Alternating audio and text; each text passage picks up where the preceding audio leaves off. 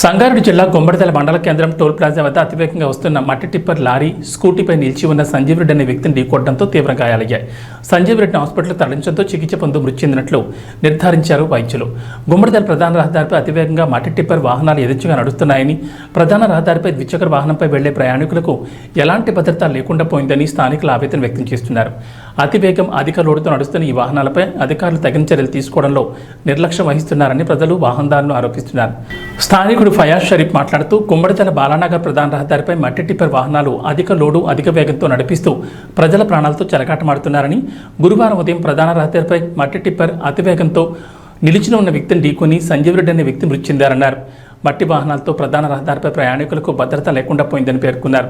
గతంలో మట్టి వ్యాపారం కొనసాగినప్పటికీ రాత్రి వేళలో మట్టి టిప్పర్లు నడిచాయని అన్నారు. కానీ ప్రస్తుతం మట్టి వాహనాలు ఉదయం, రాత్రి అనే తేడా లేకుండా అతివేగంతో నడుస్తున్నాయని, ఈ వాహనాలపై ప్రభుత్వ అధికారుల నియంత్రణ లేకపోవడం వల్లే ఇలాంటి ప్రమాదాలు చోటు చేసుకుంటున్నాయని పేర్కొన్నారు. ఇప్పటికైనా సంబంధిత అధికారులు చొరవ తీసుకుని ఈ మట్టి వాహనాలపై చర్యలు తీసుకోవాలని కోరారు.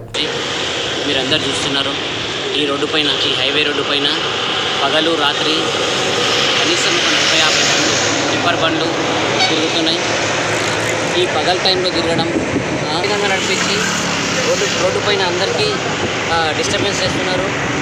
ఈ వ్యాపారం గత ప్రభుత్వం ఉన్నప్పుడు రాత్రి చేసుకున్న మట్టి వ్యాపారం ఇప్పుడు ఈ ప్రభుత్వ హయాంలో పగలు కూడా చేసుకోవడం చాలా దురదృష్టకరం. ఎందుకంటే ఈ అతివేగం వల్ల ప్రాణాలు కోల్పోయే అవకాశాలు ఎన్నో ఉన్నాయి. అధికారులకు, పోలీస్ యంత్రాంగానికి ఈ విషయాన్ని చెప్పినా కూడా వాళ్ళు పట్టించుకున్నట్టుగా పట్టించుకున్నారు. ఎందుకు ప్రభుత్వం మారితే ప్రజాపాలన అని చెప్పిన ప్రభుత్వము ప్రజలకు కష్టాలు తెప్పిస్తున్న పనులు చేస్తున్నారు. ఇది మన మంచిదా?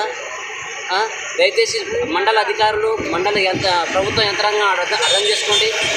మండల నాయకులారా, గత 10 సంవత్సరాల నుంచి అందరూ బిజినెస్ చేసిన వాళ్ళే ఉన్నారు. రాత్రి చేసుకునే బిజినెస్ పగలు చేసుకొని ప్రజలకు కష్టాలు పెట్టిస్తున్నారు. దయచేసి ఎవరైతే ఈ బిజినెస్ చేస్తున్నారో, ఈ వ్యాపారం చేస్తున్నారో వాళ్ళకు సూటిగా చెప్పదలుచుకున్నాం. రాత్రి పూట వ్యాపారం చేసుకునే మట్టి దందా